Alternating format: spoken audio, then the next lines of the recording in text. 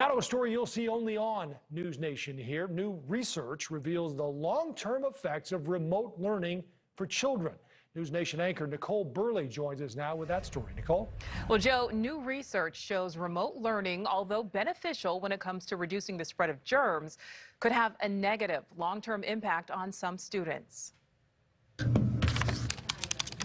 The effects of COVID-19 have been very different student to student and very different district to district. John Gatta is the CEO of ECRA Group, an Illinois-based educational research and analytics company focusing on the impact of remote learning on students all across the country. Describe the research that you guys do at ECRA Group. We look at how students have grown in the past and what their learning trajectories have been in the past, and we can use that information to answer the question, where would the learning be today or now, right, if that was never interrupted by COVID-19. Gatta says preliminary research shows many students don't seem to be impacted.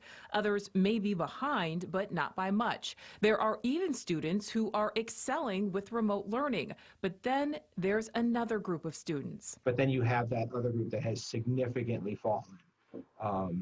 That gap between where they are versus where they were projected to be given their histories, that's going to take a much longer time. The longer time Gatta is referring to is the amount of time it will take students in the underperforming group to catch up to where they would have been had school remained in person. The impact definitely seems to be larger at the younger grades than the older grades.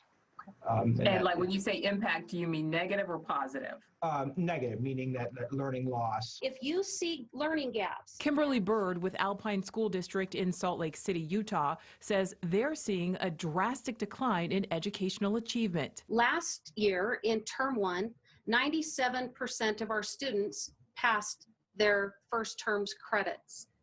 This year, our face-to-face students passed at 90%. However, our online students, they passed their credits in the 60% range. Gatta says while there may be no easy answers, it's vitally important to continue measuring students' success. We need to stay focused on continually assessing where students are.